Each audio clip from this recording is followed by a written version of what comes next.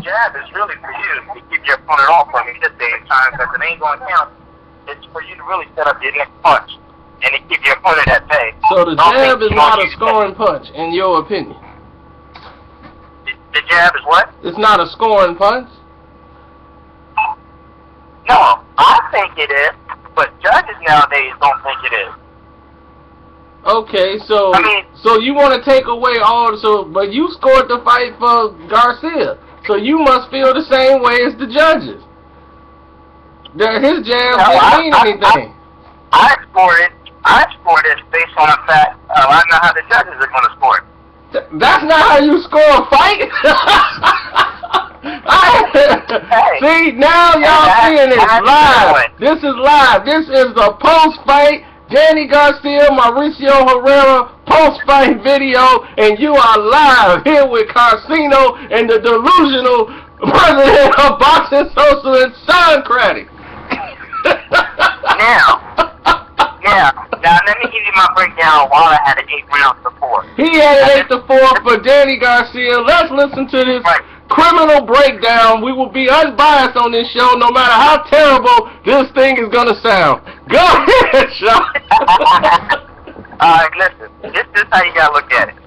The jab is very important. Your jab sets everything up. You use your jab to offset people from coming in on you all wild and reckless. Now, if I'm going to judge a fight, you're going to have a good jab popping, but you better have some right hook, uppercuts, or something come behind it. You can have a good jab, but you got to mix it up and have some other arsenal besides that. Now, if we look at this fight, did Herrera have a good jab? Yes, he did. But did he have enough firepower with his right hand or left hooks? No, he didn't. So even though his jab was good, it wasn't enough. Now, Danny threw everything except the kitchen sink. He just couldn't get him out of there. It was jabbing, the right, the hooks, the uppercuts. So therefore, when the rounds were close, and I'm not saying that the rounds weren't close, but when they were close, I had to give it to the guy that had the full arsenal going, not just a jab on. So you gave it to the guy who had the full arsenal of being in Puerto Rico, having the commercial, I'm coming home, and all this stuff. So you gave it to him based on that full arsenal. Because the kitchen sink was not thrown in this fight by Danny Garcia until like round 7 and 8. He was, for the first 4 rounds, Mauricio Herrera was outboxing him, beating him to the punch. He was landing right hands. He was giving this boy a boxing life. He was busting him up. He was out jabbing him. No. He wasn't out jabbing. He was landing right hands too. He was landing body shots. He was jabbing to the body. He was throwing punches to the body, to the head. I know you didn't. You from Texas. Y'all don't see that kind of stuff. Hey, listen, the Texas judges are the best. If all I want to say, you let everybody know that Texas judging is the best. Texas judges is the best. You heard it live on this show. We should end the show off that note right there. We should end the show off that note. Ignorant. If you want to get a fair fall, a fair shake, you come to Texas. Woo! Yeah, if your last name is Chavez, come to Texas, you'll be an undefeated prospect. Maybe he's 60-0. The two of the judges saw exactly how I saw the 8-round support. That judge that had it 114 should be banned. Yeah, I mean, but the whole world doesn't see it that way. The rest of the world see it as a victory for Mauricio Herrera. I mean, the whole Showtime staff had the same score I had, and let me gloat for a little bit, because I don't like to gloat.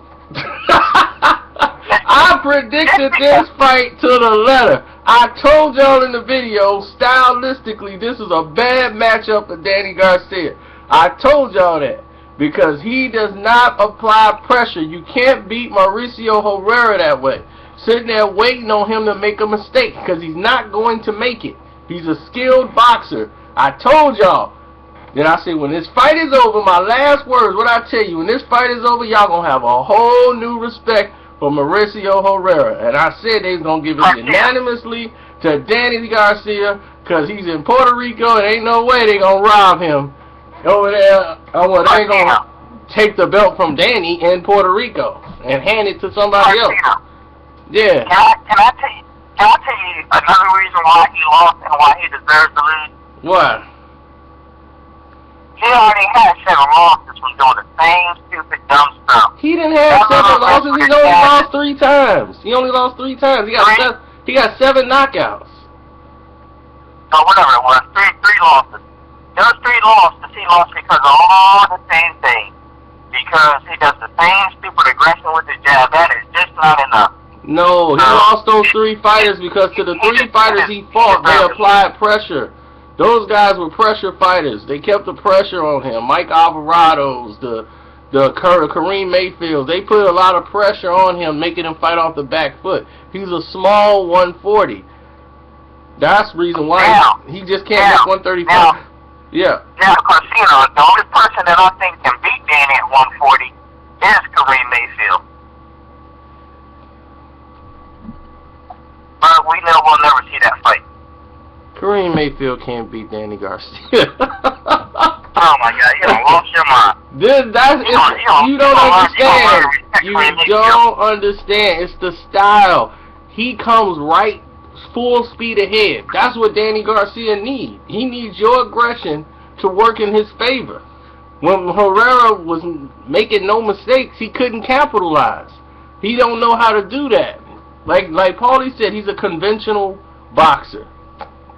He's not outstanding. He's a decent boxer. He knows how to keep his balance. He does textbook things. But if you don't make the mistakes, Danny Garcia is going to look really basic and academic.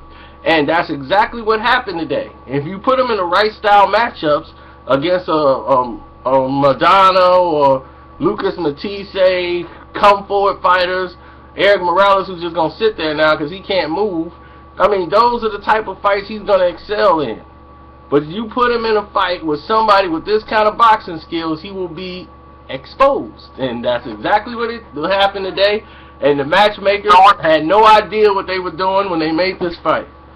So what you're telling me, Kaz, since you just used that stylistic term right there, so what you're telling me is that Mike Alvarado is tailor-made for Marquez then, isn't he? Yep. Tailor-made. So you feel he's going to knock him out?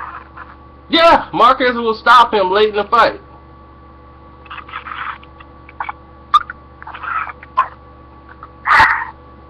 And we're going to see Pacquiao, probably Pacquiao Marquez 5 or Bradley Pacquiao 2.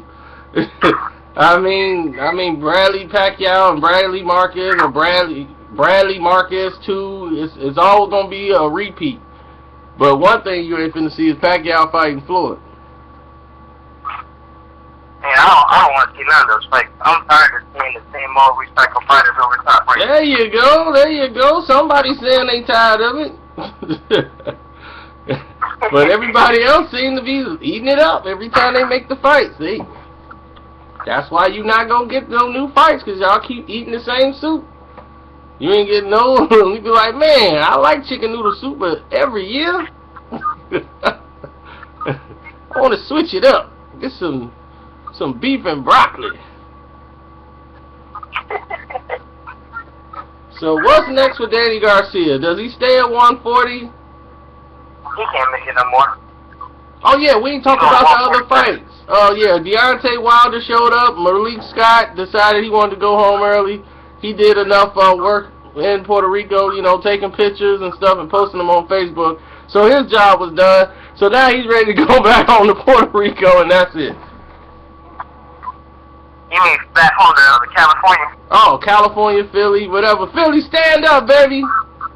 You know, Philly, y'all get knocked down. Y'all get back up some year. Well, one Philly fighter lost and one Philly fighter won tonight. Well, both Philly fighters lost tonight. At first, the knockdown happened so fast I couldn't tell where he went down from. I thought it was the right hand. But after watching the replay again, I saw there was a left shot to the temple that threw him off. I thought he was down there taking a selfie for Facebook. Like, I'm taking a selfie right quick. I'm going to get up at 8.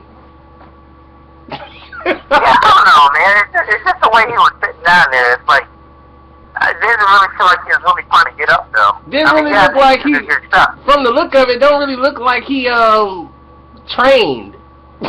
Yeah, what he just said, I'm over 200 pounds no matter what I do. I ain't got to try to cut or make no weight. I'm over 200 pounds. Let me just show up to the fight. That's all I got to do. They finna pay me. Well, there's always NBC. Last that question, can we talk? Are we still live on the air? We still live on the air. Can we talk about the Canelo Angulo fight? I don't know why, but go ahead. Listen, that was the worst performance I ever seen from El Perro. The worst ever. He was 20 pounds heavier, weight gain, and I was told by a couple people that right after the weigh-in, they took him to get IV shots, to rehydrate him back up. That's true. Both of them need to move to 160 though, because both of them are struggling to make 154. However, that was the worst performance ever, and no matter how much of a great motivational speaker Virgil Hunter is, it just wasn't enough. I agree, 100%. Canelo was beating him like he owned him. I wouldn't go that far, but I mean, it's like if Canelo had a sense of boxing ability, of knowing how to deal with a situation when a fighter is drained and how to read the situation, he would have committed a lot more and sooner, but he was just throwing flashy punches and getting out of there.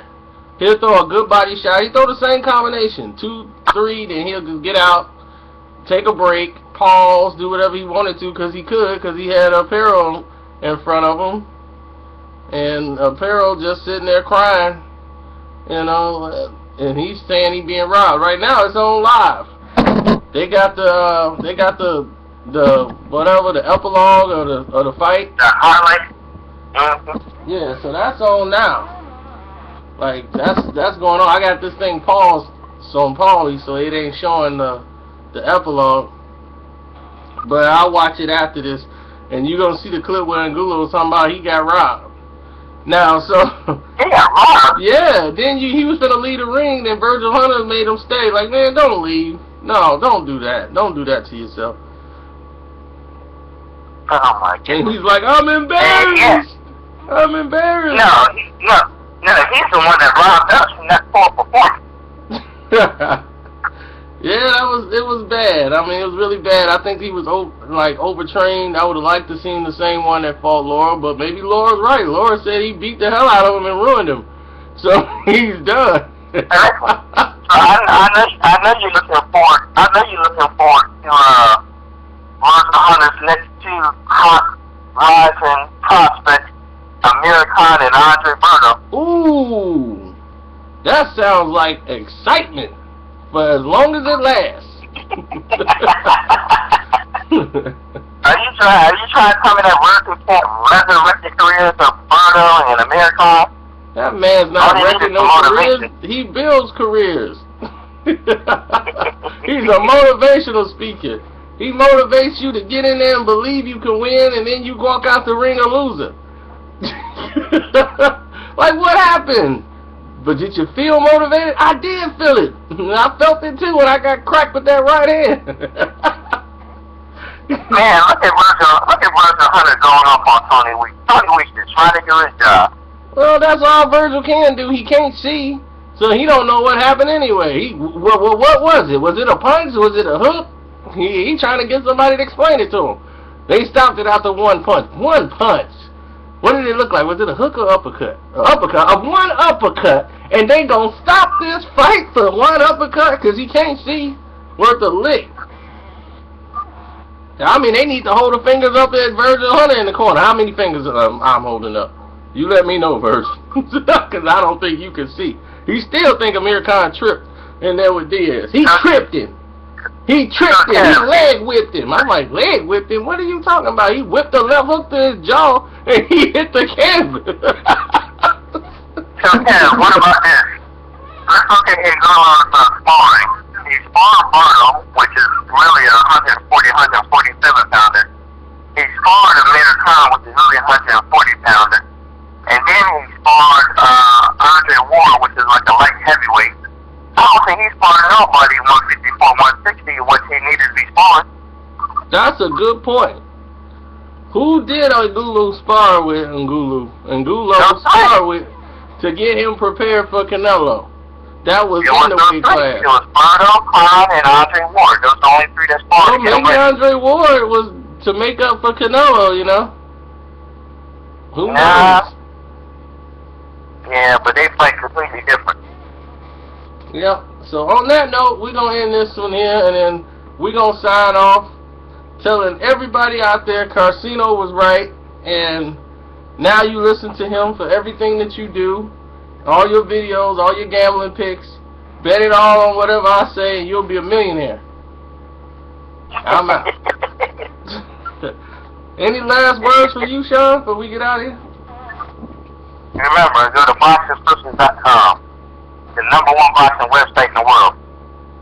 Oh, that's going to offend some people. We mean no disrespect to any of the other websites when we say that. It's just that, you know, that's his opinion, that you guys are okay too. It's just that we're the best. That's really just it. That's all we trying to say, but, you know. What do you think we do better than the rest of them? I never really got your opinion on that. We're innovators. We come out with stuff, and next thing you know, we see other websites starting to do it. Okay, we can't go into that. We got to cut.